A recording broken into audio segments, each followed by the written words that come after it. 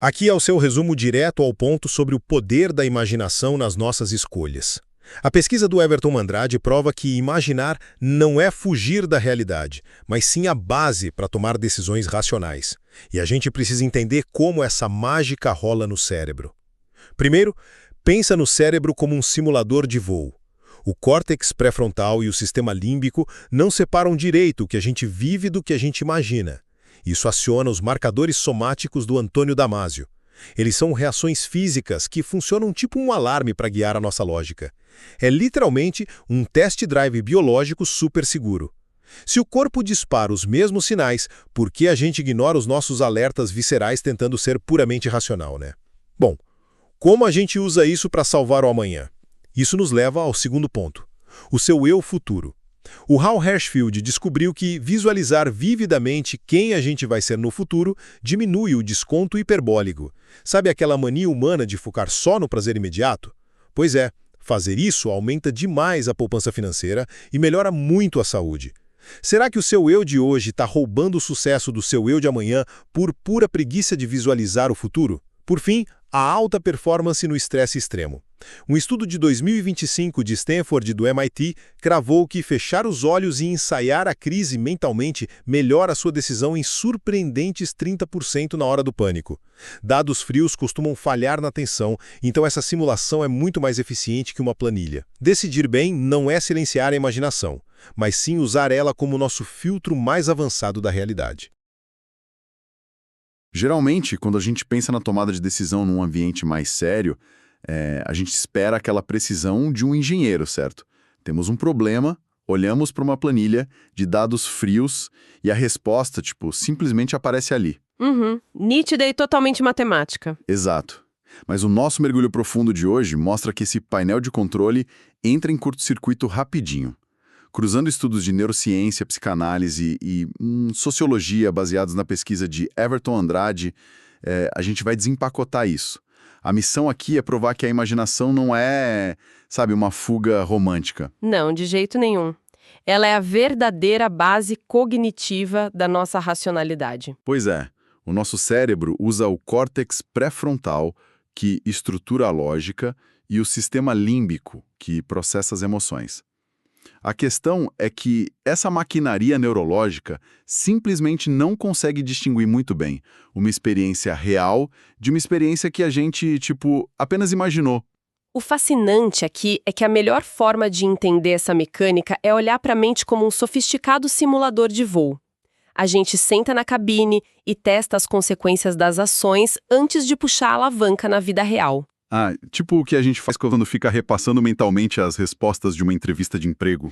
Exatamente. Ou quando bate aquela hesitação antes de enviar uma mensagem difícil. A gente simula uma queda catastrófica sem sofrer um impacto físico de bater no chão, né?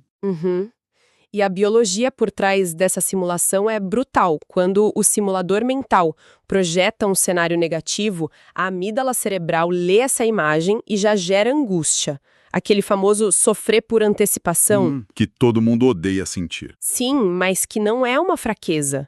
É um mecanismo biológico de defesa, muito eficiente.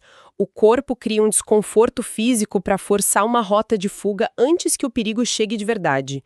E, por outro lado, visualizar o sucesso libera dopamina antes mesmo da ação. Um combustível químico. Exato, um combustível que inclina a nossa vontade na direção daquele objetivo. Mas espera aí, no mundo corporativo a regra de ouro não é olhar para a planilha fria e, fugir da emoção? Dizer para um executivo usar a imaginação para decidir não soa como um conselho perigoso e pouco confiável. Pareceria se os próprios dados não mostrassem o oposto. Tem um estudo de 2025, conduzido por pesquisadores de Stanford e do MIT, que testou pessoas em ambientes de altíssimo estresse corporativo. E o que eles descobriram? Quem praticou a mentalização vívida, ou seja, ensajou mentalmente os cenários antes da execução, teve um aumento de 30% na assertividade das decisões. Caramba! 30%? Sim, deixando-o comendo a poeira quem analisou puramente os números frios. 30% a mais só por usar o simulador mental sob pressão? Isso muda bastante a perspectiva sobre o planejamento de longo prazo também. onde a pressão não é imediata, mas as consequências são gigantes. Com certeza. E aí entra a pesquisa de Hal Hershfield, de 2011, sobre o chamado desconto hiperbólico, que é basicamente aquele bug no nosso cérebro que faz a gente preferir gastar R$ 100 hoje a investir para ganhar 200 no ano que vem. Nossa, clássico. E a imaginação resolve isso? Resolve. A pesquisa provou que, quando as pessoas conseguem imaginar vividamente o seu eu futuro, a impulsividade despenca. Mas como o cérebro processa isso na prática? Quando a gente cria uma imagem clara de quem seremos no futuro, o cérebro para de tratar essa figura como um estranho. A neurociência mostra que passamos a sentir empatia por essa versão futura. Essa ponte emocional freia o impulso e resulta em decisões financeiras e de saúde, assim, muito melhores. Entendi. Sem essa emoção criada pela imaginação, a gente cai em armadilhas, né? A hipótese dos marcadores somáticos do Antônio Damasio ilustra isso de forma extrema. Aquele caso dos pacientes com lesão neurológica. Esse mesmo.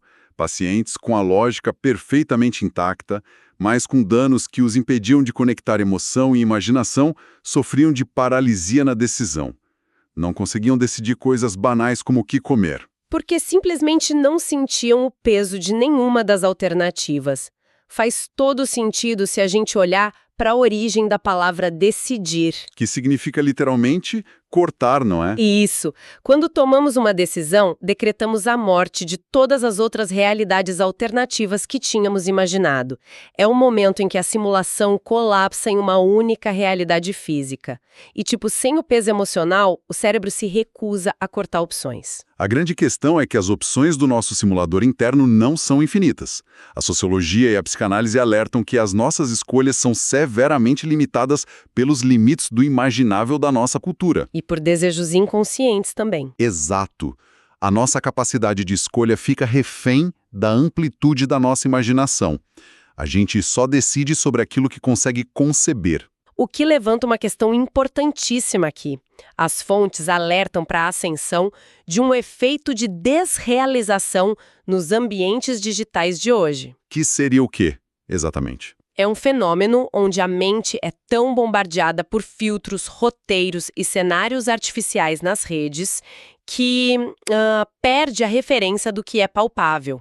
Vivemos num estado de estímulo imaginativo pré-fabricado. Nossa, então se a ciência atesta que só escolhemos o que somos capazes de imaginar, e hoje o simulador de voo é alimentado o tempo todo por essas realidades algorítmicas, até que ponto as nossas escolhas diárias são genuinamente originais? Fica a reflexão para quem escuta.